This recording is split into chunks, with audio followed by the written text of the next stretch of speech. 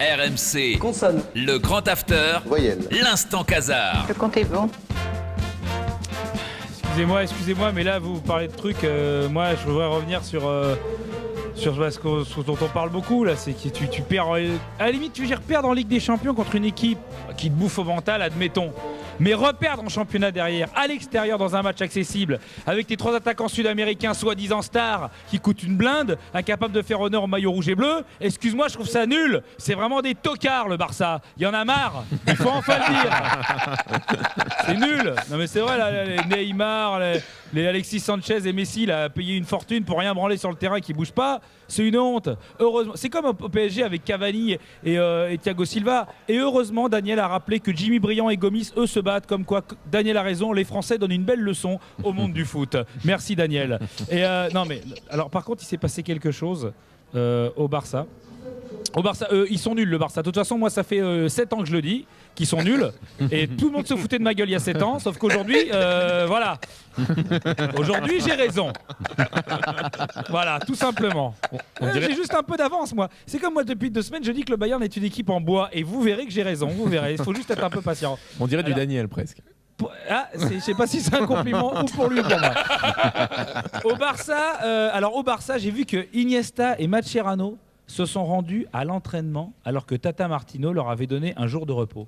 Tu vois, quand on dit qu'au PSG, ils ont lâché l'entraîneur et qu'ils ne l'écoutent plus, ben là c'est pire. Le mec, non seulement il l'écoute plus, mais même quand il donne un jour de repos, il l'écoute pas, le mec. Rien que pour le faire chier, il vient de bosser. C'est-à-dire que le mec, il leur dit des trucs tout le temps, ils écoutent pas, il donne un jour de repos, ils écoutent pas. Ils écoutent jamais, quoi. C'est pour ça que moi je te dis, peut-être la technique, ça serait toujours leur dire le contraire pour qu'ils comprennent un peu ces cons. Enfin bref, tu vois, à Paris, on a lâché Blanc. Tu vois, peut-être qu'au Barça, on a lâché Tata Martino. En Allemagne, on n'aurait pas fait ça. Un Polo. Hein, à l'époque où le Bayern a perdu contre Chelsea en finale, on l'a pas lâché. Hein. En même temps, quand tu lâches Heinkes, ça peut faire du bruit, donc il faut faire gaffe. Mais bon, en tout cas, tu lâches pas Heinkes comme ça. En tout cas, pas devant tout le monde. Ça se fait pas. Ça, je voulais quand même le dire. Excusez-moi. Il y a quand même une équipe qui, elle, pendant qu'il y en a qui vont pas, il y a une équipe qui va un petit peu mieux. C'est l'équipe de l'OM qui retrouve un petit peu le sourire. Voilà, pour se faire plaisir, on va écouter un début. Tiens, on écoute. Les Parisiens qui ont du mal, les Parisiens qui souffrent, avec Cahill qui va la mettre dans la surface de réparation pour trouver Toro. C'est Ou qui peut-être Ken la Roche tête de la part de Torres, la frappe des Toro dans les jambes, la frappe d'Aspilicueta devant Dembaba et le but.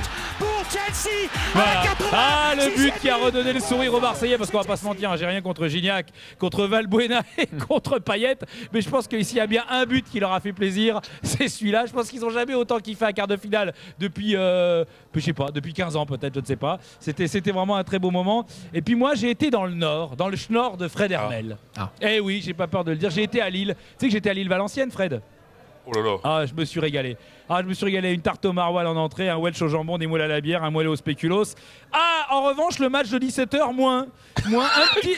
Mais non, parce que un peu mal au bide. Alors rien à voir avec leur pain, mais alors le match, putain, c'est dur. Non, mais déjà, Lille-Valenciennes, c'est lourd, c'est gras, ça reste sur l'estomac. C'est pas un match que tu mets à 17h. Tu vois, à la limite, tu le mets samedi 20h après l'apéro, comme ça t'as le temps d'aller en soirée pour danser, pour d'éliminer. 17h, là tu sors, t'as envie de dormir. Bon, un peu de chance, j'ai dormi pendant une demi-mi-temps. Mais bon, quand même, t'es KO. À 17h, tu mets une friandise, tu mets un Lorient-Monaco, un Nantes-PSG, un Reims-Lyon. Mais tu mets pas Lille-VA. Tu vois, ou alors tu mets ça dimanche à 14h juste avant la sieste de tonton Bertrand, hein, mais grand max. Et en vérité, sur tous les matchs qui seraient super, ça serait le lundi à 20h30 sur Eurosport, tu sais, ou même avec Yann Pécheral en sonore qui fait un point toutes les 30 minutes, ça suffirait largement, comme sur la plupart des matchs. D'ailleurs, je crois que Kondogbia a dû regarder le même match que moi parce qu'il est sorti à la mi-temps et il en pouvait plus là. Oui, je crois qu'il allait faire popo. En même temps, depuis le temps qu'on se fait chier avec la Ligue 1, il serait temps que les joueurs aussi, ça leur arrive. Et je voudrais quand même finir aussi avec José Mourinho. José Mourinho, t'as vu comme il avait fait une blague sur... il y avait eu un petit anicroche avec l'entraîneur de City. Il avait envoyé Steve Holland, son adjoint, à la conférence de presse à sa place. Parce que soi-disant, il avait peur de dire une connerie. Ben, c'est marrant, mais nous en France, si on avait peur de dire des conneries, on n'enverrait pas Hollande. Hein. Enfin, ça ne nous viendrait pas à l'hiver en premier. Enfin voilà, moi je dis ça, je dis rien. Bonne soirée. Merci.